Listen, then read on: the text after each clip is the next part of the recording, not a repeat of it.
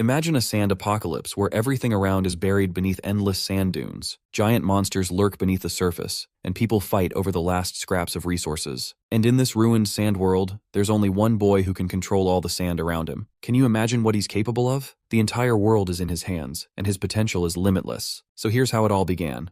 100 years ago, a beam of light struck Earth and consumed everything on the planet, turning the blue giant into one full of sand. What little was left of humanity built a stronghold of their own. Zeon, our protagonist, is a miserable peasant caught up in the middle of a few bastards who took joy in killing others. But our boy ain't no bitch because he responded back in kind, recalling how he never really killed a person. He had a small accident in which one guy tried to steal his stuff and ended up accidentally dying. The world has awakeners who are treated like gods. The thought that he had killed someone who had a connection to Li Jiryong, someone who is awakened, terrified him. This same bastard remained unaffected by the kid's punch and slammed him aside, using his awakened powers to teach the rat a lesson. Fortunately, an accident caused the vehicle to flip over, injuring this bastard in the process. The driver, at the edge of his life, shared that they're being swallowed whole by a Godzilla-sized sandworm. Zeon had to cling for his life, knowing that his time had come since he was a weakling, that if he only was stronger, things would be different. The sandworm swallowed him, except the boy actually didn't die, shockingly finding himself alive in the creature's insides. This man decided to become the next Paul Atreides because he saw everything.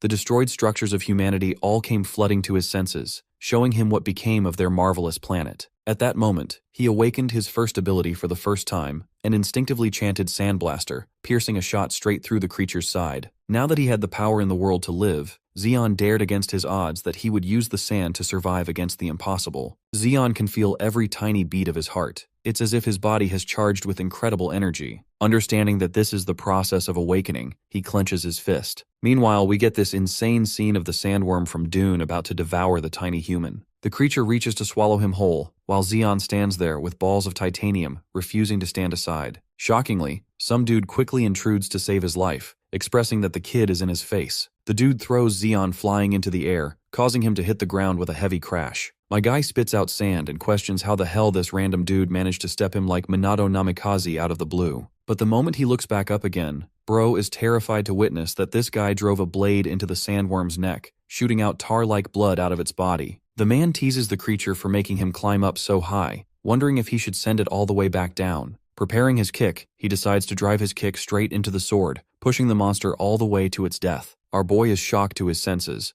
The fact that someone as powerful as this random guy managed to take out this sandworm is no easy feat. It's actually Zeon's first encounter with the sandworm, and before he could even process his reaction, a blue-haired cute baddie comes up to him and reveals that it's Captain Jang Yongbeom being flashy as always. Again, Zeon has absolutely no idea how the hell these guys are stepping him like that. It's like they're popping out of thin air while the chick is busy complimenting her epic captain skills. One look at her body is enough to make him realize that this woman is immensely powerful, but even more so, the kid is confused why his body has started to freeze up. Yongbeom expresses that a sandworm isn't even a tough opponent for him. Then he addresses Giselle, before looking to his side. The captain turns back to find these two mingling around. Giselle is playful and obedient to her captain, but she's having a hell of a time dragging Zeon around like a rag doll. In an instant, she overpowers my guy and pins him down, and I bet a lot of us would love to switch positions with this dude right now. Giselle playfully guesses the guy's rank and abilities, questioning what method she should use to find out. But just then, she notices something strange. The peculiarity is that Zeon is actually not an awakener at all. Pinned like that, our boy can't even believe what she's saying right now. Giselle continues to wreck his arm while telling the captain how the kid doesn't have a rank insignia at all.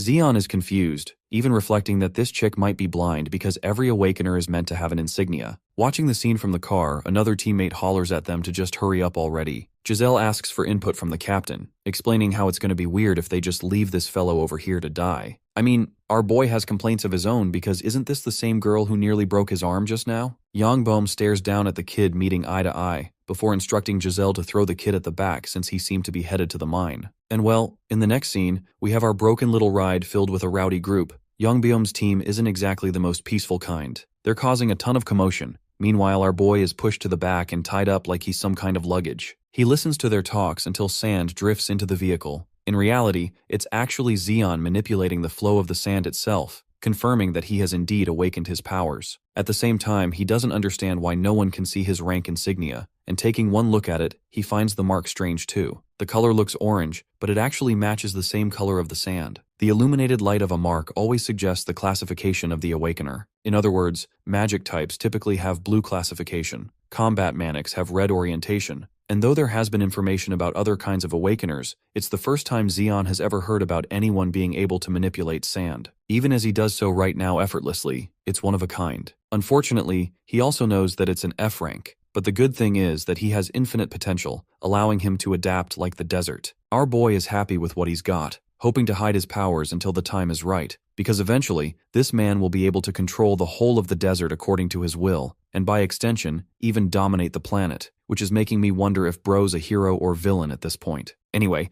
we arrive at the gorgeous magic crystal mine. Zeon sees a checkpoint and mutters how things appear normal. One guy orders him to follow him around without barking anything, so the kid has no choice but to take his lead. Watching the scene from a distance, Giselle and Yongbum express how strange they feel about this kid. The fact that he's the only survivor can be pointed down to luck, except the captain rejects this idea strongly. You see, back then, when he was looking around, he saw the sandworm's gaping hole from one side of its body, meaning this kid is definitely involved. It's a shame for Yongbum to not even ask for the boy's name, because he thinks they're destined to cross paths once more. In the next scene, we get a bit of a twist. You see, the average mines are supposed to be full of tunnels, but here people are bustling around and enjoying festivities. Zeon did not anticipate such an outcome, while the guy handling him taunts him that he's going to call the supervisor soon, so the kid better stay put. Our boy isn't exactly happy that he's being left all to himself in a place like this, while the guy questions if he should favor him by adding a bullet to his head. He leaves bickering around, allowing the kid to do whatever he wants, because it won't matter anyway. That conversation aside, Zeon understands that he needs to eat something since he's so hungry. He scans around, finding a shop to fulfill his needs. At that moment, Zeon notices a poster on the wall advocating for the laborers to light up the city. The seller hands him a drink and asks if it's an inspiring movement. The man's hands are rough with scars covered all over, expressing how the real energy source of the city isn't mana stones.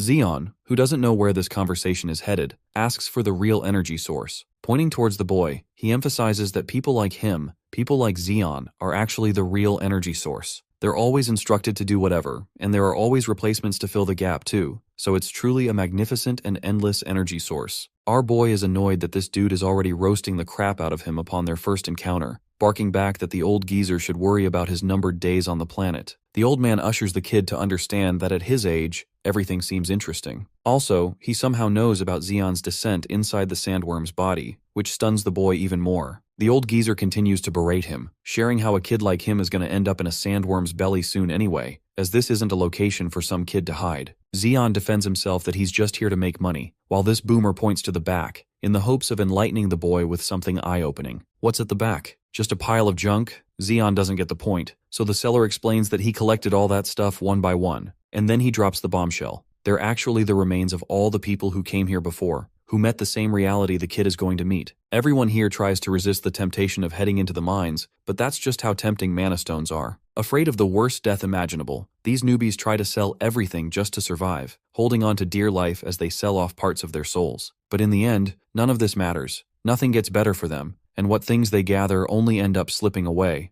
All of them meet the same fate, so he's now found it easier to directly tell these people that the mine will consume them. This bastard has the audacity to state that rats like Zeon and the ones who came before him won't even leave a name behind, and that he's ecstatic to see the remains of the kid after his death. Ignoring his rant with frustration, he asks for the price. The old geezer asks for 10 sol, which is an amount so ridiculous that Zeon screams at him for it. Apparently, every resource in here costs a big penny. Even the skewer he ate earlier is no different. Zeon talks down on the quality of the meat, before revealing that he doesn't even have the kind of money he's asking for. While he's justifying and defending himself on how they're trying to loot him, he doesn't get that all the other butchers and workers in the area are drawing out weapons to cut him down. Yes, they're that merciless. Zeon goes on and on about how he won't pay a single penny, only for one bastard to come around and flank him from behind. The fear of death overwhelms our boy for one moment, while the old man throws a riddle to the kid, asking him how an old man like him even runs a business in a place so shitty. It's because the answer is, they're all corrupt.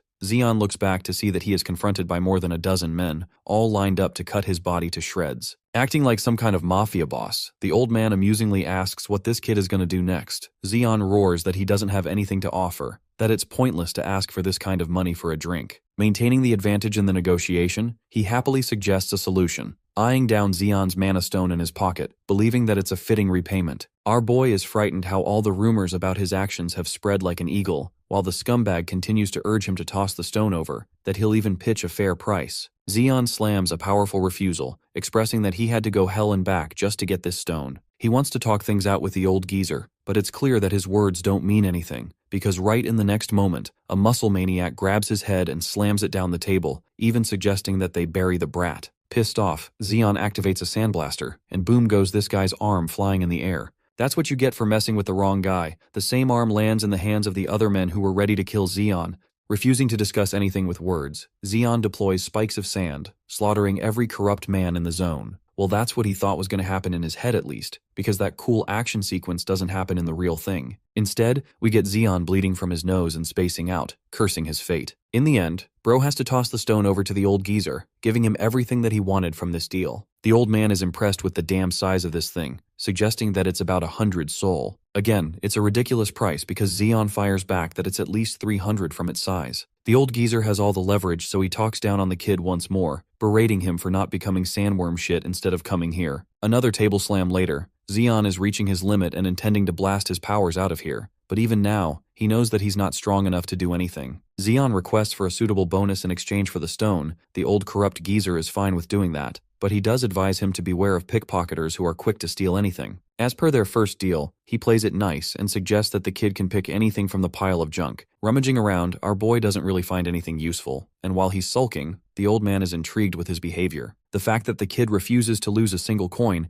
this kind of pettiness is uncommon in a zone like this. Xion plays around with junk clown costumes, but then he discovers something interesting, something that even the boss highlights as an interesting article. Our boy settles on this tiny hourglass for his bonus, and while he's leaving, the boss teases him once more for being selective with trash. Before heading out, Xion asks for the old man's name, who announces loudly that he's Klexi. Our boy burns that name fresh in his memory, hoping that their paths never cross again, implying a direct threat. Klexi doesn't face any fear and returns to his side. In the next scene, the kid is busy inspecting the hourglass equipment. Xion learns that it takes about 10 minutes for the measurement to run out. He's currently residing in his quarters, and in order to test his abilities, our boy takes a deep breath. Then he focuses all his attention on the tube, ordering the sand inside to move at once. To his shock, nothing actually happens. Bro humiliates himself by staring at the empty reflection, confused that his powers aren't actually related to awakening. His whole ability is a mystery, as he's never seen anyone use it before. But strangely enough, Xion is getting weird vibes from the junkyard. This hourglass conveniently sitting there makes him think it was deliberately placed there, as if it was calling out to him with a new feeling. Before Bro could comprehend his feelings, an imbecile kicks the door down, questioning if he's the new kid who was brought here. Immediately, Xion is cursed at and berated even more for not being at the mine already. Back Manwha doesn't give no shits.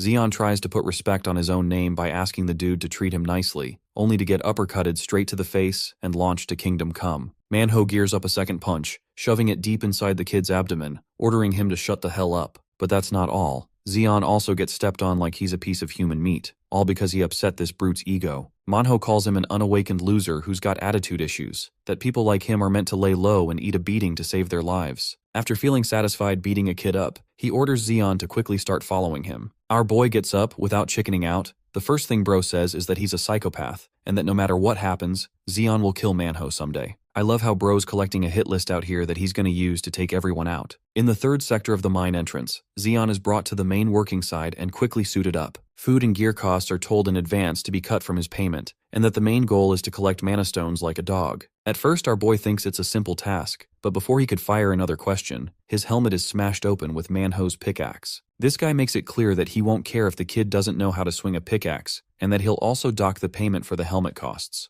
Manwha then directs the subordinate to throw Xion into shaft number 972, which is supposed to be one of the worst places ever. Xion doesn't really give a damn anymore and simply obeys orders, while his asshole manager emphasizes that if he doesn't return with a mana stone, he'll be executed on the spot. Talk about having the worst job ever. Here, in this hellscape of a mine, even the kid's subordinate explains that this is the worst location ever. It doesn't help that Xion joined on the day Manwha lost his money gambling, which surprises our boy that even a casino exists around the area. His buddy over here expresses that everything's available, no different from Neo Soul for that matter. Xion thinks that with clowns like this shitty manager, it's sure for businesses like these to meet at least some promise. Our boy also doesn't know if he's going to be fine swinging a pickaxe because of his smooth skin, making it bruise easy. However, his new friend assures him that there won't be any trouble getting hurt down there. Because you see, not even a single person in the tunnel has gotten hurt. Not even one. It's an ominous warning, but eventually they arrive at the designated tunnel. Our boy questions if he only needs to farm the mana crystals and return, but then the guy quickly cuts him off, saying that he actually won't be returning. After all, more than a dozen people have vanished just being here. 4 are betting on saving his life right this moment too.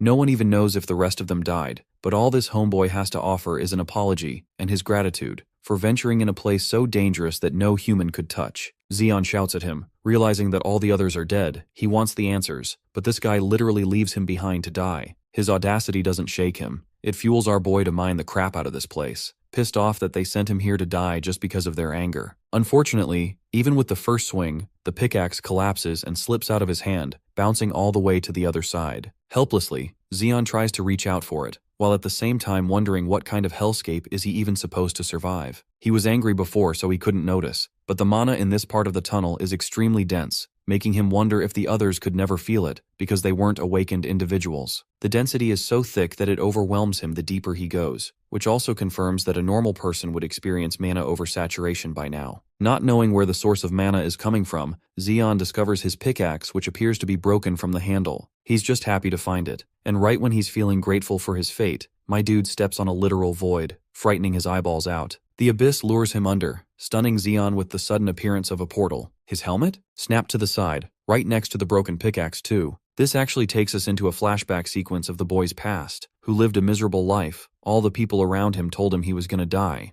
The little kid had to fight tooth and nail just to make amends, and was beaten several times, all because he wanted the basic luxury of eating well. Every time he had a dream, others squashed it for him, and in the end, he even managed to kill someone, consumed by the feelings of both fear and guilt, thinking that his life was gonna be over now. The boy ran as fast as he could to get to a kind of life where he didn't need to worry about dying. Li Jiryong's name haunted him. Back to Xeon, we observe his knocked-out state after falling from the portal. Gathering himself, he gets up, questioning why this place feels so hot. After quickly taking notice of the surrounding ash, he curses his fate, because you see, this little hellscape led him directly into a fiery, dangerous dungeon. A stone stumbles its way past to Xeon, who grabs it, before realizing that this thing is scorching hot. Bro tosses it away immediately, cursing at the damn thing. This confirms one thing, that this dude is not in a dream. But the good thing is, the people in Neo Soul already have the experience of preparing for a dungeon descent. Sure, his hand is scorched right now, but he understands that this is volcanic ash. In other words, if Xeon doesn't make it out of this place soon, he'll be in deep trouble. Ripping off a piece of his pants, he quickly bandages his mouth, externalizing that if this dungeon has an entrance point, then an exit must also be around the corner. His main suspicion is at the peak of the volcanic outburst, which is the highest point in this dungeon. Staying here means certain death. The volcanic ash will suffocate him, so with no monsters around,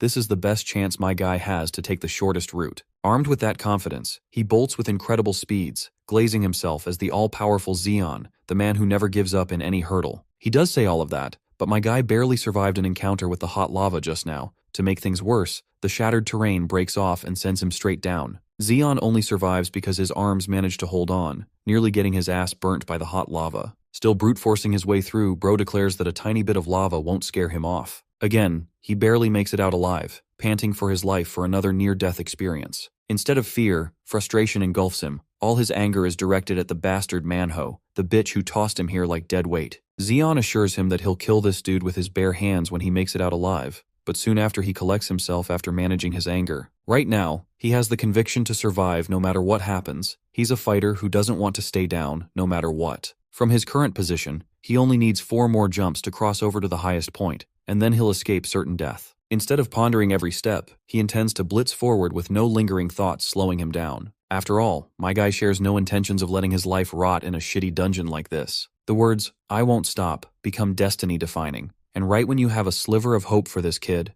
Godzilla's younger cousin explodes out of the lava to devour him. The creature successfully snaps him into his mouth, before splashing into the bubbling hot lava once more. Interestingly, this giant alligator continues on with its day like nothing happened, but then its eyes quickly dart up towards a hanging cliff. Xeon has actually survived. He managed to reach the other side and holds on with his powers for dear life. The good thing? This difficult encounter has taught him that he could also manipulate volcanic ash to some extent, which helped save his life just now. He descends next to the monster's snout, nearly passing out from the engorging intense heat. The dungeon is way too harsh, Just the soul environment here is worse than the inhabiting monsters bro has to deal with. With the current situation, my guy can just sense his nose burning from the inside, causing him trouble just having to breathe. His consciousness is wavering, and with flickers of light left, the thought of death crosses Xeon's mind for God knows how many times. Refusing to quit and channeling the spirit of David Goggins, this man gets back up, reminding himself of his own words from earlier. My man's motivation is that he hasn't even had a girlfriend yet,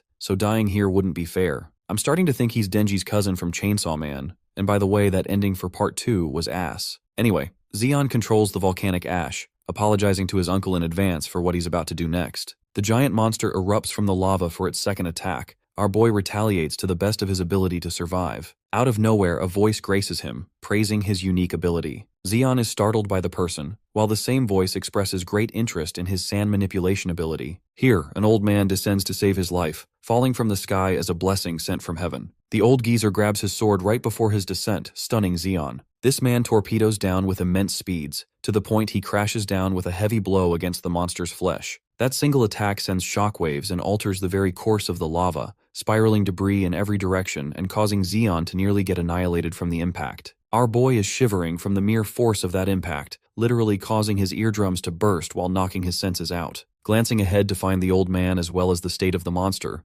Xeon discovers that the creature has been diced in half. This foreign feeling is completely different to him. The man standing before him isn't some ordinary strong awakener. This guy is categorically on a different league, like he's the Gojo of this universe. The guy casually takes another step. Each step smashes before him. Xeon is dead lost just watching his glory, while the awakener asks for the kid's name. Since the boy refuses to speak, he decides to create a dilemma for him, suggesting that if he doesn't count to 3, bad things will happen. The countdown starts, with the old man gearing up in preparation, and the moment it hits 1, he's already looming over the boy like a ghost from hell. In the end, he doesn't do anything to Xeon, questioning why the kid looks geeked out. In reality, our boy can barely hear this man's voice thanks to his eardrums getting rammed. The list of injuries he has are piled up, but the old man doesn't understand this part. The awakener draws his sword, thinking that he should simply cut this boy down if he refuses to talk. The boy regains his hearing and panics, affirming that he doesn't know what's going on, begging for mercy. This is good news to the awakener, who's happy to know the kid isn't a lost cause. He reiterates and asks for the boy's name, who exclaims that it's Xeon.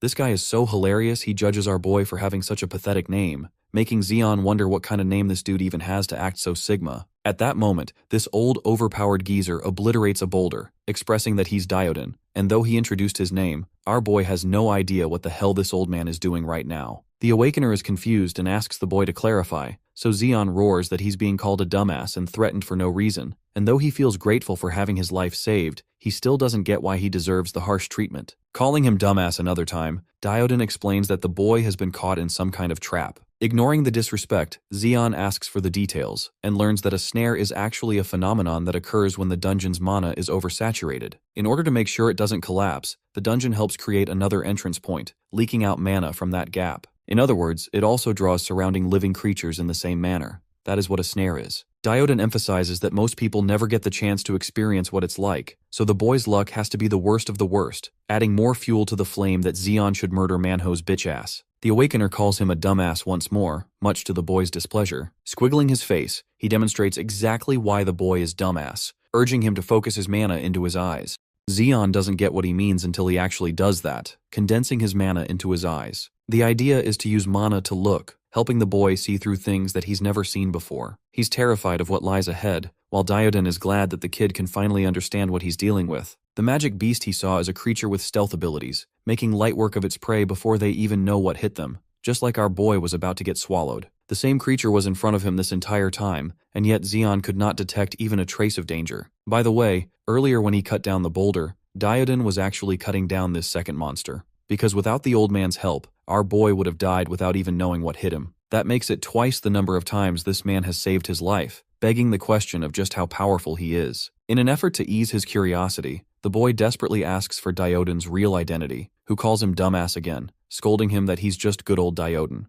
Xeon shouts at the overpowered old geezer, asking how he is this strong. When he questions where they even are, Diodin tells him that they are inside a dungeon. The old man casually calls the scorching place his hunting ground and tells the boy to pay close attention since he is about to show what he can do. The worn-out-looking man then pulls out his sword and shouts out Crayon. The moment he does, shockwaves spread through the area, forcing Xeon to cover his ears. At first, Xion has no idea what is going on, but when he looks around, he realizes the dungeon is actually crowded with flamebird-like monsters swarming everywhere. Diodin looks excited at the sight of the fight and tells our boy that he is on his own now and should figure out how to survive. Xion gets thrown into a life-or-death situation and starts cursing the old man. He looks around, trying to think of anything he can do, but it becomes clear that he is completely surrounded and has nowhere to go. The monsters move far too fast for him to track properly or even dodge in time. They keep landing small attacks on him while tearing apart his clothes bit by bit. Xion cannot even find a way to escape, and he starts wondering why the creatures keep targeting only his left side again and again. He looks up and desperately tries to shoot sand at the flying beasts, but they easily avoid his attacks and respond with multiple strikes of their own. Our boy feels completely useless compared to the old geezer. He tries to protect his pretty face by raising his arms as attacks keep coming at him from every direction.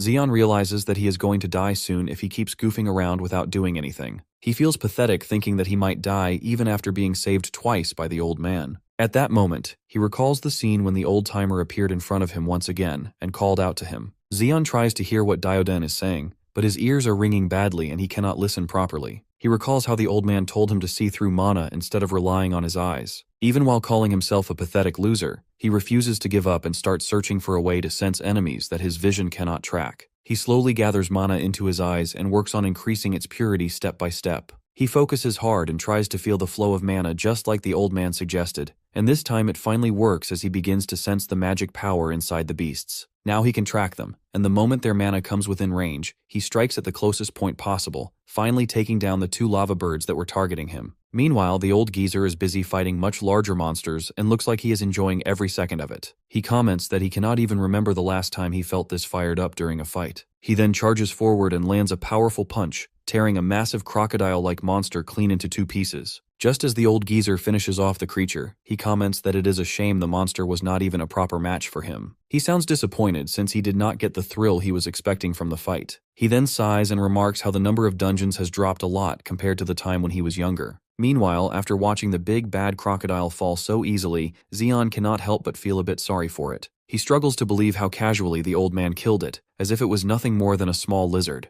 At the same time, he himself is reaching his limit and even lets out a tired laugh at his own situation. Suddenly, a powerful shockwave hits him, forcing him down to his knees as he throws up from the impact. He barely manages to stand again and asks Diodin what just happened. Diodin calmly explains that the shockwave he just felt was actually the roar of the dungeon boss. He goes on to say that every dungeon has a final boss waiting at the end, and the one in this dungeon is the real reason he came all the way here. Just then, a massive drake descends from above, and the old-timer identifies it as a crimson drake. Hearing the term drake, Xion quickly asks if that means it is a dragon, but Diodin immediately denies it. The old man even comments that it is unfortunate he has to deal with a B-ranked creature instead of facing a real dragon. Even so, this drake is clearly dangerous, as it is surrounded by a strong force field. Xion recalls hearing that B-ranked and higher monsters possess unique traits similar to humans. Based on the Awakener ranking system, a red force field indicates a close combat type, but when he notices the aura around this drake is blue, he shouts out that it means the creature is a magic type.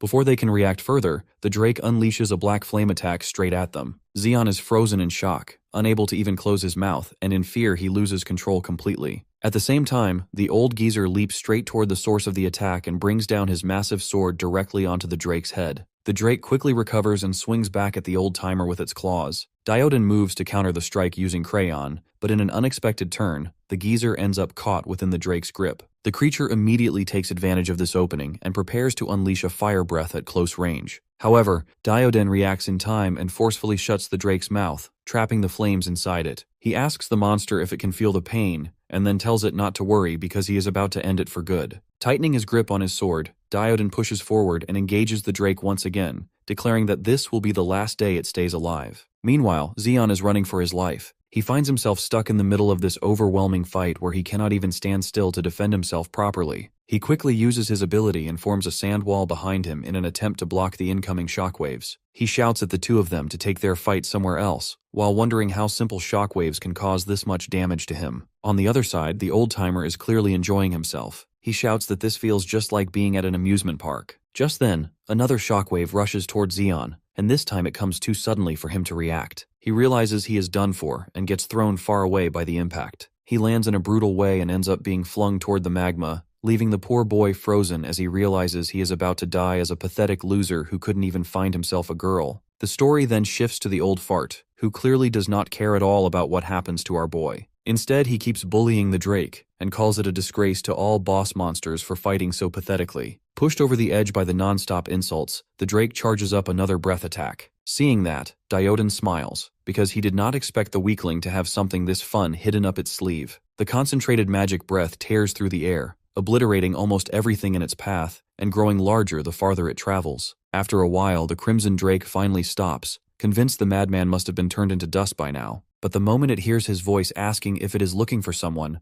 the poor creature realizes it is completely screwed. It lets out a pained roar and turns around, just to see him casually squatting on its body. His sword is buried a full meter deep inside it, and he calmly reveals that he has been searching for one of its kind for a long time. After all, he needs a Crimson Drake heart for his crayon to grow. It is unfortunate, but the beast has no choice but to die for that purpose. With that, he drives the sword even deeper, letting magic seep into its body. The massive creature thrashes violently in pain as the blade pierces straight through it. After absorbing the Drake's heart, Crayon begins to glow with a strong crimson aura. He looks at his sword with satisfaction, pleased that it has broken its limits once again. Right then, his weird little bonding moment with the sword gets interrupted by our boy, who asks why the hell he is talking to his weapon like a lunatic. The guy might be insane, but he is also insanely strong, considering he just soloed a Crimson Drake. Meanwhile, Dioden is surprised that the little twerp is still alive. Our boy let him know that he was screwed, and he crawled back from the brink of death. When the ground collapsed beneath him and he was thrown down, he did not just sit there waiting to die. Instead, he used his sand manipulation to create a cushion that softened the fall. That saved him from turning into human ketchup.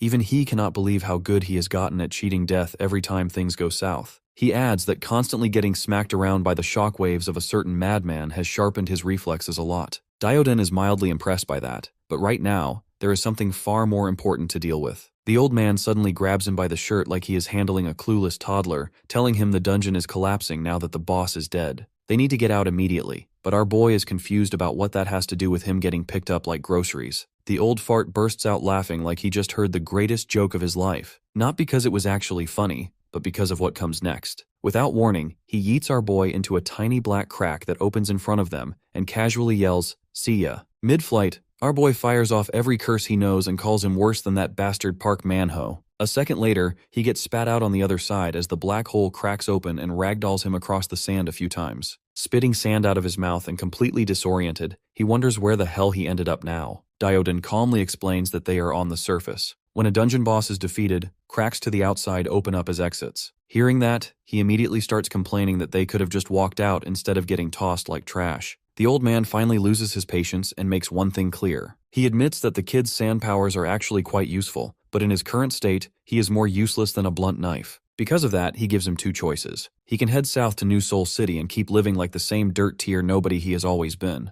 Or he can choose the fun path. Under his guidance, he will go from a clueless moron to a stronger and faster moron. Zeon is thrown off by that, and asks what exactly he means by following him, and more importantly, how long that would even take. The old warrior bluntly tells him he has no idea. It could take months, years, or even decades. Even he can't predict the future. Faced with a choice that could completely change his life, Zeon stands there unsure what to do. The old man sums it up in the most brutal way possible. He can go back to his same boring life, or he can pick a path where he basically speedruns life with a 99% chance of dying. The boy starts laughing like a maniac and questions if the old-timer has completely lost his mind. Zeon then goes on to fake out how he has got a luxurious palace to return to, along with a comfortable bed, and asks if the old man seriously expects him to give all of that up just to follow a smelly old geezer through burning deserts with no certainty, especially when the old man could drop dead any moment because of his age. The old-timer responds with a yes, making it clear that this is exactly what he expects Zeon to do. Our boy puts on an act and lets out a heavy sigh, showing how painful the decision is, yet he still agrees to follow him. He then spins a convincing story, explaining that whenever someone irritates him, he has to settle things on the spot, but admits that he is currently too weak to take his revenge. He goes on to say that the old man is also on that revenge list, then praises how strong he is compared to anyone he has ever met before. Zeon adds that he doubts he will ever come across someone stronger than him again. As he keeps talking about how confident and positive he feels, the old-timer cuts him off and mocks him, asking if that means he is confident about dying early. Zeon denies it and clenches his fist, declaring that he will become stronger than everyone else. The old geezer replies that with that kind of attitude, he is only heading towards an early ticket to the grave, then tells him to keep following. He continues calling him a dumbass while saying that they still have a long way to go. As the story moves forward after some time, Xian is drenched in sweat and barely managing to keep up with the old man's pace. He calls out to him, asking him to slow down and take a break since they have already been walking for 6 hours. He keeps shouting, but the old-timer completely ignores him and continues walking in silence. Xian shouts at himself, saying he is not some moody teenager and wonders why he is dealing with all these sudden mood swings. The heat around him is unbearable, and he starts thinking about just how high the temperature must be. On top of that, the loose sand makes every step difficult, and he begins to worry that he might collapse from heat stroke at this rate. Just when he is about to give up, the old-timer finally turns his attention toward him, as if he had been waiting for this exact moment. He calls him a fool who cannot even make use of a small part of his own power. When Xian looks confused, the geezer reminds him that he is a sand manipulation user, yet he is struggling to even walk properly on sand, which should be the easiest thing for him. When Xian tries to defend himself by saying that he only awakened a few days ago and is still in F-class, Dioden immediately gets annoyed. He tells the boy to stop talking nonsense, making it clear that he does not care about his class. He then questions him, asking if he really believes that people are born as S-class, while he alone is the only one stuck at a disadvantage. The old-timer grabs the boy by his collar and asks him if he is planning to give up just because he thinks he was not blessed. He keeps shouting until he loses his temper and puts the boy back down into the sand, telling him to figure out how to use his ability on his own. Dioden tells him to use his brain and understand his own power, since he should know it best if he wants to break past his limits and become stronger. Just when Xian starts thinking that the old man might actually be somewhat reasonable, Dioden suddenly starts shouting again and threatens that he will be dead if he cannot figure it out. Xian starts over again and focuses on his ability. What he knows is that the range of sand he can control is only about 5 meters. He then analyzes the situation and realizes the sand is only ankle deep, and if he can somehow make it as solid as a floor, he might be able to save more energy while moving. Our boy tries to condense the sand and make it solid, and he finally succeeds. Walking in the scorching desert suddenly feels like a breeze for him. However, he soon realizes just how much mana is being drained from him, and he understands that he may not be able to keep this up for long. Xian then shifts to plan B and tries concentrating mana into his legs instead. This also works surprisingly well. Seeing him full of energy and trying again and again, the old-timer secretly smiles, remembering his own days when he was also an energetic youngster. Even though Xian keeps saying that he is just an F-class, Dioden remains confident that his control over mana and his potential should be at least level E or D. The old man sees clear potential in the boy. Just then, Xian discovers something new and starts making a fuss about it. He runs up to the old-timer while shouting that he is simply controlling the sand touching his feet and that walking has become much easier now. As he starts getting cocky and even shows the old man his middle finger while challenging him to do the same, the old-timer punches him on the head. He tells the boy to stop wasting time on useless things unless he wants to drop dead.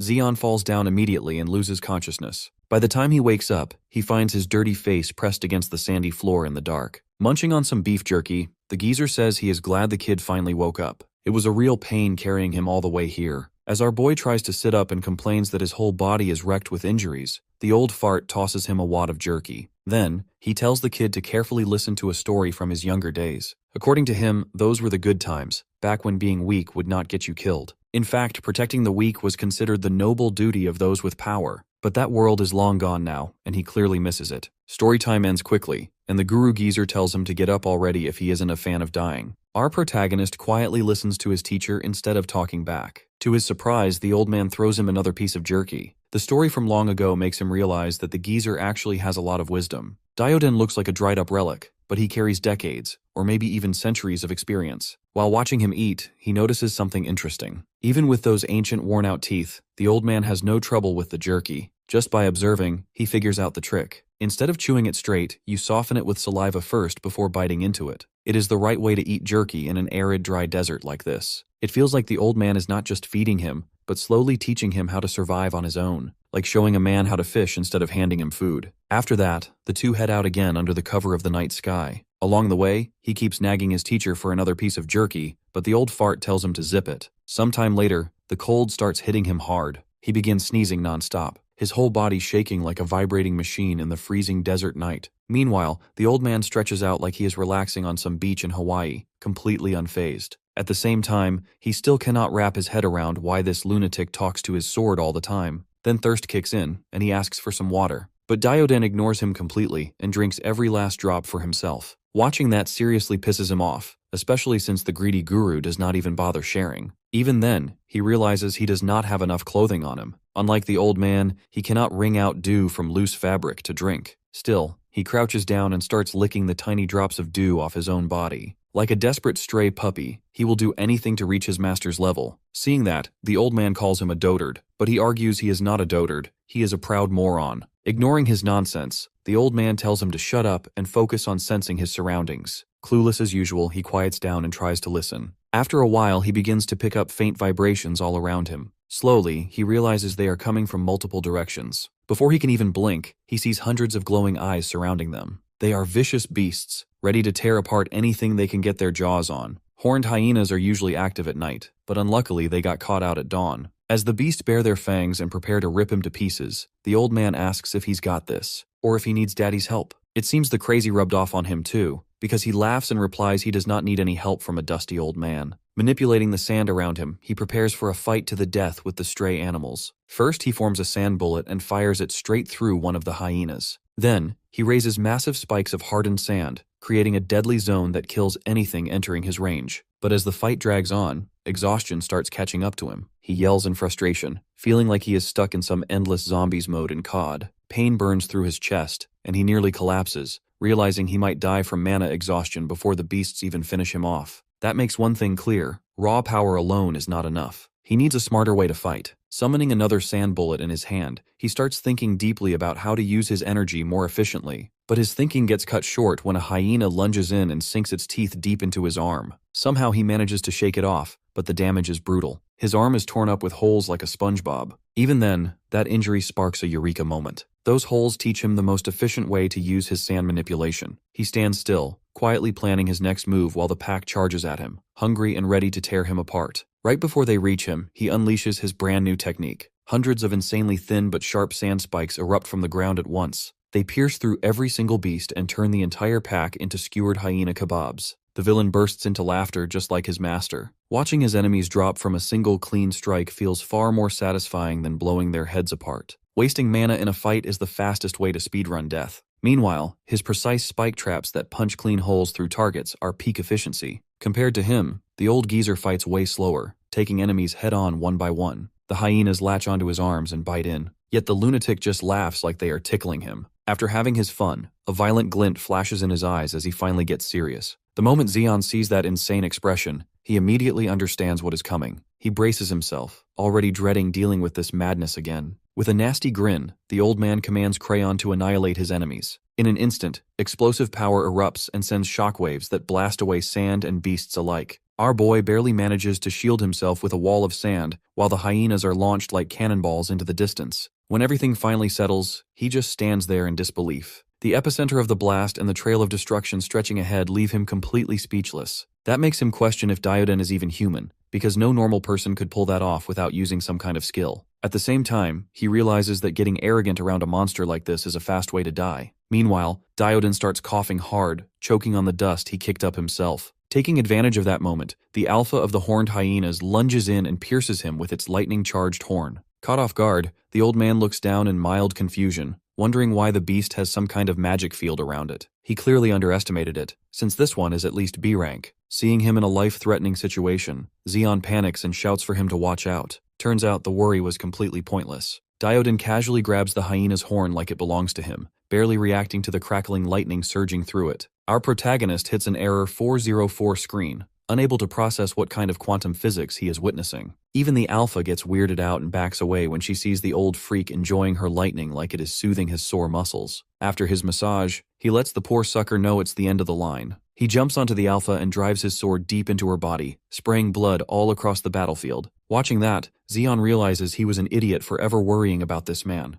After the fight, the two begin harvesting useful materials from the horned hyenas. Wearing the alpha's hide, our boy asks Dioden when they are finally leaving. He is surprised to see the old man even taking the horns, explaining they are valuable materials for crafting lightning-based weapons. Out of nowhere, the old man tosses him a dagger, handing him a weapon to hunt with. He makes it clear that from now on, the kid has to find his own food. No more freebies. Since horned hyena meat is mostly poisonous, one wrong bite would kill him. Only the muscle from the flank is safe to eat. As Dioden casually cuts out meat himself, he notices the kid just staring and snaps at him to stop gawking. If he wants to survive, he better get moving and secure his own food before sunrise. With that, our boy starts harvesting meat on his own until the sun finally rises. He already looks more experienced compared to before. Even though he still lacks a proper water source, he has plenty of meat stored in his satchel. On top of that, his sandwalking skill makes it a breeze to move during the day. Getting a bit cocky, he taunts the old man, asking if he is struggling to walk and feeling jealous of his neat little ability. This time he actually dodges the man's punch and sticks his tongue out like an annoying brat. But the second strike delivered with crayon knocks some sense into his skull. While he spits out sand, Dioden bluntly tells him that his back hurts like hell, and a cheap walking trick does not make him special. Zeon sulks that he was just messing around. He was already thirsty, and now his mouth is filled with dry sand. Then he notices something is off. His mouth is not actually that dry anymore. The air feels a little moist. For a second, he wonders if he is hallucinating, but the look on Dioden's face confirms it is real. On the other side of the sand dune in front of them lies something every desert traveler dreams of finding: a desert oasis. Walking up the dune, Zeon starts shouting in excitement as he finally gets to see a lake in real life. He ignores all precautions and slides down the sand, desperate for that refreshing, hydrating water. The old geezer clicks his tongue in disappointment, but does not stop him. Our hero runs straight to the edge and dunks his head into the water, letting his dry skin take in the much-needed moisture. He closes his eyes and lets his thoughts drift away. Ever since arriving here, he's been stuck in the burning heat of the desert, and this is the first time he allows his body to cool down. He suddenly snaps out of his thoughts as he notices a bright light deep inside in the depths of the lake. Zeon begins to feel drowsy as he keeps staring at it, slowly running out of air. All of a sudden, Dioden calls out his name and rushes down the slope at full speed. However, our hero stays frozen,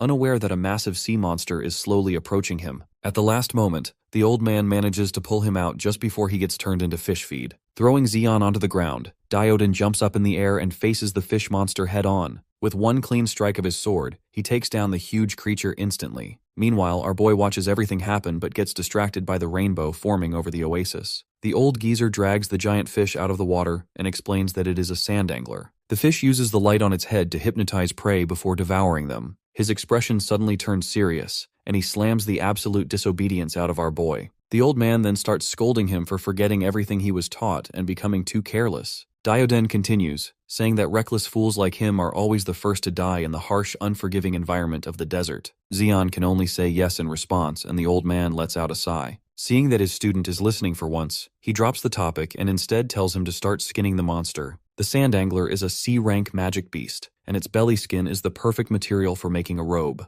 Our boy gets confused and asks if the old geezer really needs a robe, which nearly makes him lose it. Having reached his limit for stupidity for the day, he starts roasting the boy and calls him dumber than a brainless starfish. Our hero comically starts bleeding out of his ears again and quickly apologizes with a nervous smile. The old man continues, saying that even though the fish has mutated a lot, it still resembles the species that once lived on Earth. He tells Zeon to look at it carefully since this is his first time seeing a real fish. Our boy comes to the conclusion that fish are really horrifying and then gets to skinning. Seeing how badly he is handling it, Dioden tells him to stop treating the fish like he is giving it a massage to his grandma. Our hero tells him to mind his own business, but then focuses back on the task. He realizes that the skin is too tough to cut with a normal knife. Zeon then channels mana into his blade, sharpening it so it can cut through the skin easily. He uses the knife to scrape off the scales and turns them into small needles. For the thread, he decides to use the tendons that connect the meat to the bones. Even with all his Oscar-worthy ideas, the final result turns into a complete mess of a robe. Lounging against the dead fish, the old man roasts him for wasting such a good catch on something so useless. But our boy does not stop there and decides to try again since he has plenty of materials left. A few hours later, he finally succeeds and holds up a finished robe that actually looks decent. Zeon gets a little carried away and says he could probably sell these for profit and even open his own tailor shop. The old man calls his name, which makes him react quickly as he shouts that he is not handing over the robe. However, Dioden instead tells him to stop messing around while holding up a large sack-like organ that is still dripping blood. He tells our boy to start eating this gallbladder since it is a very rare and powerful medicine. Zeon tries to argue, but the old man confirms his fear that he will be killed if he refuses. He then drops the heavy organ into our boy's hands while complaining that his arms are tired. Looking at the disgusting mass in front of him, our hero hesitates for a moment, but then starts eating like a starving man. Even though it tastes more bitter than orange juice after toothpaste, he keeps gobbling it down, not wanting to get beaten to death. Strangely, after a few bites, he feels like his hunger is still not satisfied and continues eating more and more. Just as he finishes it, the old man warns him that now it is time for him to burn. That catches Zeon off guard as he wonders what the old geezer is talking about. Right after that, he feels his throat tighten as he starts choking. On the inside, it feels like a Chernobyl reactor is going off. His whole body goes out of control as the intense heat spreads everywhere. He begins screaming in unbearable pain while the old man tells him to stop acting like a child. He then starts monologuing, saying that everything in life is like this oasis, that everything will disappear as if it never existed. He explains that the sand anglers are reborn, keeping the cycle balanced. Before he can continue, our boy cuts him off and tells him to stop with the soppy emotional stories and help him. Even while watching the kid writhe on the ground like an earthworm after it touches salt, he does nothing and simply goes to sleep. The next day, Xion finally opens his eyes and sees the old man staring down at him with an evil smile. That nearly scares the soul of his body, and he shouts at the old man for nearly giving him a heart attack. They exchange a few more nice words before the old man asks how he feels now. Our boy then realizes that something in his body has changed. He feels much lighter, his muscles feel stronger, and the mana inside him feels close to overflowing. Testing his new and improved powers, he asks what happened since it feels like he has taken some super soldier serum. The old man explains that it is because of the fish's gallbladder. He says that the organ works like a cheat item for surviving the desert, making a person much stronger. It is something very valuable, which makes our boy feel uneasy that he was allowed to use it. Diodon brushes it off, saying he only did it because the kid was too weak and he did not want to slow down because of him. Xion argues that he is useful at times, but the old man tells him to be quiet and start eating since they are not leaving until the fish is fully consumed. 4 days later, they finally manage to reduce the sand angler down to nothing but clean bones. The old man then says it is time to move again. Xion smiles and puts on his new cloak as they continue their journey. A few days later, strong dusty winds blows toward them, marking the start of a sandstorm.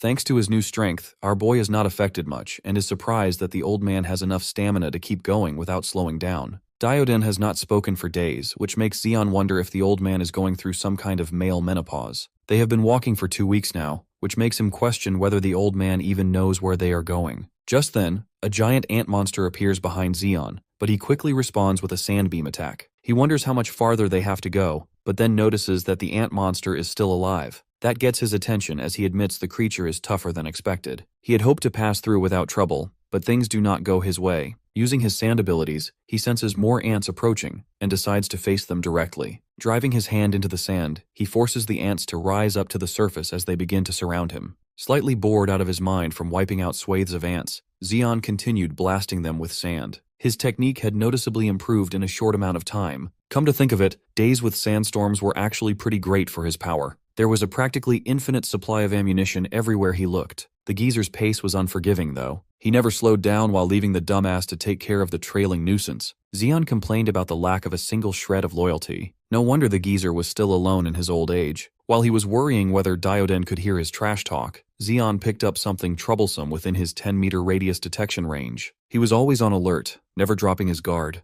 It allowed him to react instantly whenever a magic beast appeared. But this time was different. What he sensed at this moment sent a tingle down his spine. What he detected wasn't just a beast, it was terror incarnate. What followed was a stampede of countless ants spewing out of the ground. The army of pests came out of nowhere. He turned to the old man for some help, acknowledging that he was out of his depth. But Diodon just looked at him and sat his old ass down to watch. If he had popcorn, he would have been snacking. Xion knew that no help was coming. Besides, he can't keep crying to the geezer when things get tough forever. There was no way that old fart didn't sense what was coming. This was a quest, a test of sorts. Whether there are 1,000 or 10,000 of these critters, bugs are just bugs. So, he formed a sphere of rolling sand and trapped the entire army. It was a struggle to keep it together, made even harder when another batch cropped up to interrupt his flow. Xion's confidence crumbled as he was dragged away like a bag of trash. He resorted to challenging the ants to fight him one-on-one like a man instead of ganging up. His provocation was useless. They continued to swarm him like he was the sweetest treat in the desert. Fortunately, he found an opening to harden some sand beneath his feet, using it as a platform for flight. Even with increased verticality, the ants found a way to reach him by forming a damn anthill. He desperately flew up to higher ground for a better view of the situation. Xion thought he would be safe up there, but he was sorely mistaken. Who would have thought that giant ants could form an even more gigantic anthill by linking themselves together? He nearly shat himself when his sand flyer was stopped in its tracks. The screeching the bugs produced was haunting as they held on to Xion's foot like their lives depended on it. He was helplessly tugged along by his ankle and slammed into the sand without mercy. It took Xion a minute to get back up, huffing and puffing for air as he puked blood. When he looked up, the old man was still watching with a disinterested look. That indifference gave him enough gas to keep going. He wanted to prove that he could survive this ordeal. For the first time since the fight started, Diodon showed some positive reaction. He liked the kid's spirit even though he's still a dumbass. In a world turned to shit with nothing but sand,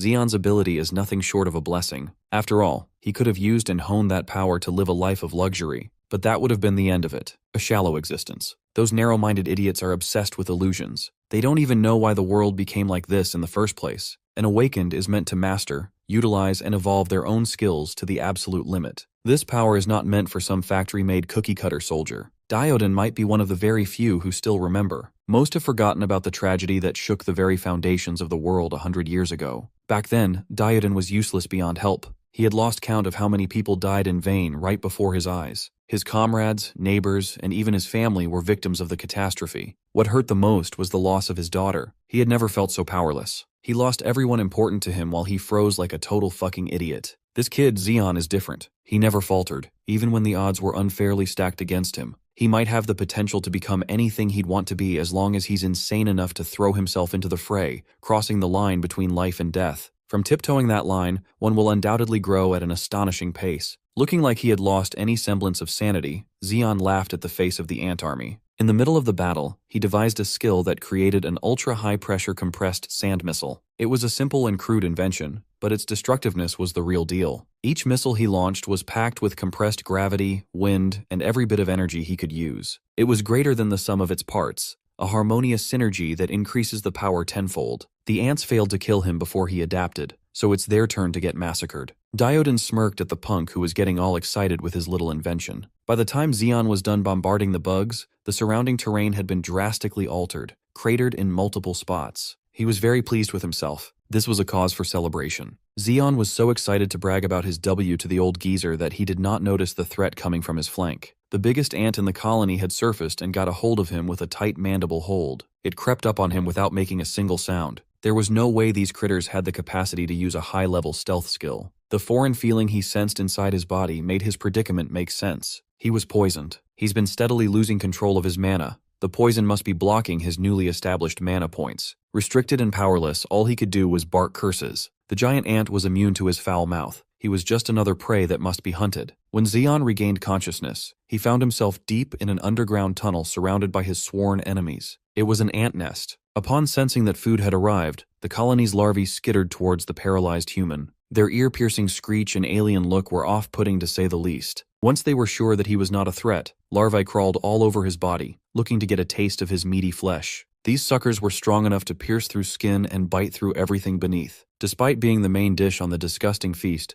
Xeon couldn't move a muscle. At this rate, he'll be eaten alive. Slowly, as his vision dimmed, he saw his life flashing before his eyes. What he witnessed on that depressing trip down memory lane ignited something deep within. Xeon regained some of his willpower to fight through the poison and crush one of the parasites trying to snack on his meat. Seeing the larva food move alerted the ants watching the feast. He laughed at himself for daring to close his eyes like a coward in the first place. Life is so unfair. The flashback of his entire life didn't show a single good memory. How could he accept dying like such a loser chud? The near-death experience must have pushed him past his limits and increased the markings on his forearm. Accessing the sand beneath his feet, he one-shotted all ugly larvae in his vicinity with a spiky explosion. The ant army panicked. Their captive was supposed to be free food. But now, Xeon is back up on his own 2 feet with dozens of compressed missiles floating all over him. He looked down at his forearm and noticed his rank had increased. The rank up came with poison cleansing, stamina restoration, and an overall increase in his overflowing mana capacity. The second sandy line on his mark was the culmination of his non-stop hard work over the past few days with the geezer. From raw power to mana cap, everything was on an entirely different level compared to his F-rank capabilities. And yet, he had all the sand missiles at his disposal, still couldn't land a single scratch on the Ant Queen. The giant bug retaliated, attacking him with her many fast-moving limbs. That simple but effective strike smashed through rock and pulverized it into sand.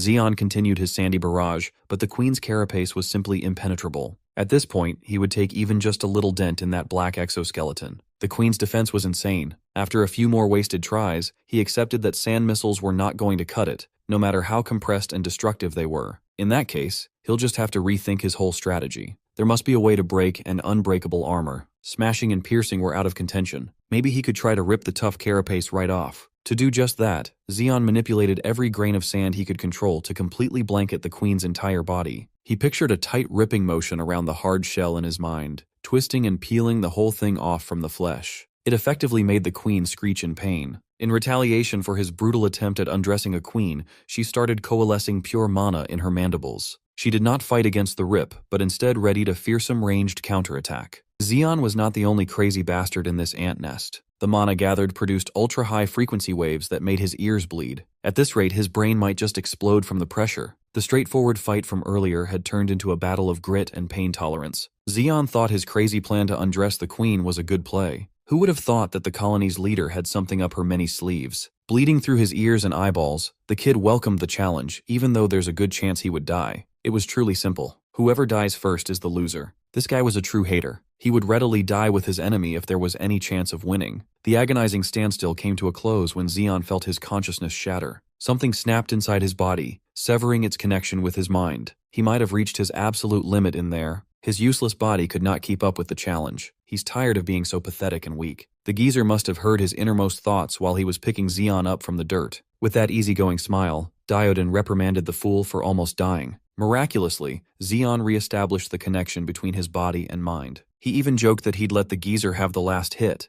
There was no need for any more meddling, though. That C-rank wolf ant queen was far stronger than Xion, yet he did not give up, fought until the very end, and earned the right to live by being persistent and creative. Diodin was basically showering him with praise for the first time since they teamed up. It was a shame Xion's eardrums were completely ruptured. He couldn't hear a word he just said. Acknowledging his defective eardrums, the old man carried his limp body close to the corpse of the wolf ant queen. They reached a small clearing where a glimmering sphere had been neatly placed. Xion asked the geezer what was up, and Diodin started scribbling on the walls. He explained that the sphere was the queen's egg. It's medicine, strawberry-flavored too. The kid was confused by his wall scribblings, but it sounds like he's being pushed to eat some unknown material again. Just in case a repeat incident occurs, Xion asked if ingesting this shit was going to hurt like the sandangler's gallbladder. Diodin spoke up and admitted that eating the egg would most probably lead to death, but Xion couldn't hear that on account of his severe ear injury. Ultimately, he chose to trust the old man's call and inched his mouth close to the glittering egg. He's just a street rat from Neo Seoul. He doesn't even know what strawberries taste like. But if it has the same flavor as this ant egg, then strawberries must be fucking delicious.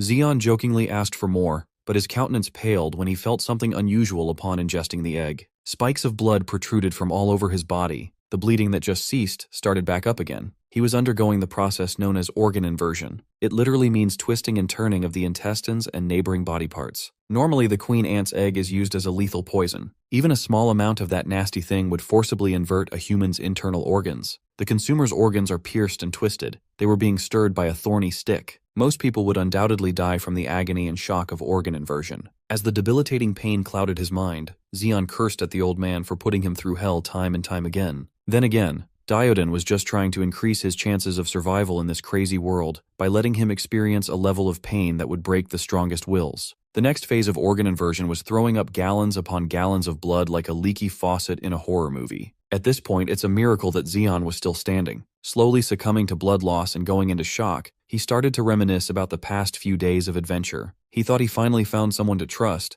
but Diodin might just be a sadistic old fart after all. Maybe he was just another dumbass to Gramps. Slipping and falling into his own pool of blood, Diodin watched and let him writhe on the ground. While the kid was convulsing down there, the old man rummaged through the queen ant's corpse. It did not take him long to find what he was looking for, yanking out a piece of shiny material from the queen's lower half. He giggled. As expected, a beast's mana stone is on a completely different level from the minded stuff. This one was nothing short of a jackpot. Diodin deemed the ant bodies useful in the future, so he stored them in some independent space. His recent actions earned him the ire of his sword, Crayon. He admitted that he might have pushed the kid too far this time. Still, there was no other way. If he's weak, he dies. That's just how fate works. Besides, Crayon knows as much as the geezer that they don't have much time left. By sunrise, Xion continued to beat unbeatable odds by waking up after napping like a blood-drained baby. The first thing he saw was that annoying smile plastered on a wrinkly face. Instinctively, the disrespectful brat attacked his mentor. Diodin firmly warned him against kicking up dust while he's still being nice. Xion was not listening. He had a much more potent batch of sand missiles loaded and locked onto the geezer's position. Diodin tried to warn him against acting out, but the kid actually went through with the attack. You can't blame him either. He was moving on autopilot. Xion was acting purely under the impression that the old man tried to kill him on purpose. His sand buried Diodin deep. He was moving and speaking like a vengeful spirit with a grudge to settle. In addition to the waves of sand, he also accessed the spiky stalactites hanging from the walls of the ant colony. He used the fine grains to cut off one of the giant spikes, bringing it down on the old man. That series of attacks completely gassed him out. The combo was impressive, but so was the mana and stamina cost. While he was going on and on about an attempt on his life, the old man simply sighed and seriously questioned his intelligence. Sure, the queen's egg might have some toxins that could have rotted his brain, but still, that's not an excuse to at least use what's left in that thick skull of his. Zeon was astounded that the geezer just stood in his position and took his full combo without as much as a single scratch. If Dioden really wanted to kill him, he'd be dead by a single flick to the forehead. Why would someone as powerful as the old man go through the trouble of poisoning a wormy bastard? The clarification was a little insulting, but Zeon had to admit that it made a ton of sense. The geezer elaborated that the queen's egg is a lethal poison that twists and stabs at the consumer's organs. Survive that, and it would also flush out every toxin and impurity from every corner of your body. Depending on how it was used, it could be a deadly poison or a heavenly medicine. After all the internal filth was expelled from Zeon's body, mana will quickly fill up the empty spaces where impurities used to reside. He must have felt the change when he attempted to kill Dioden for real. By the old man's estimate, the kid's mana must have increased by at least 3- or 4-fold. After getting the proper explanation, Zeon profusely apologized, jumped into the geezer's arms, and excused his actions as those of someone who wasn't in the right state of mind. Dioden did not make a big deal of the fuss. He was just grossed out by being hugged by a snotty dude. Thankfully, that egg also healed his injuries. His eardrums are intact again, and he could hear insults once more. Zeon refused to let go despite the geezer's protests. Internally, Dioden was conversing with his blade about the risk they took in letting the kid eat the egg. In truth, Zeon was only partly faking his tearful apology to avoid angering his eccentric mentor any further. Still, the geezer thinks that the risk was worth it. If the kid doesn't get strong fast enough, he'll be nothing but dead weight. Sometimes reckless gambles pay off, like today. Dioden picked up Zeon like he weighed nothing. It's time to get out of this gloomy ant colony. He was a bit confused as to why the old man grabbed him again when he was now perfectly capable of walking on his own. Well, since they have wasted enough time underground, there's only one quick way to resurface. When the old man pointed at the spiky ceiling of the colony, Zeon knew that he was getting hurt whether he approved or not. A few moments later, the peaceful surface of the sandy desert was interrupted by the sudden emergence from below. Dioden was fun, taking charge and going fast. Zeon was not a big fan of his reckless pace, though. Why can't they just travel like normal people for once? The geezer would have been open to the idea of leisurely traversing the barren land if the dumbass had not slept for 4 straight days. Dioden felt bad for whoever would marry this pathetic kid in the future. The joking and teasing paused when the geezer saw something from a distance. Zeon alleged that nothing could surprise him anymore, but quickly shut his trap as soon as he followed the old man's line of sight. Up ahead was a giant land tortoise the size of a small island. The beast was nearly 30 kilometers away from their position, but its sheer size made it very visible. Dioden explained that the tortoise was known as the Mobile Fortress, Archelon, a bunch of pain in the ass that never gave him a moment's peace. The tortoise itself is classified as a B-rank magic beast, but its defenses far surpassed many A-rank monsters. After taming the beast, they modified the shell and used it as transport, a mobile fortress. Dioden implored the dumbass to take a good look at the Archelon. Seeing such a thing for the first time would undoubtedly make anyone ponder how vast the world truly is.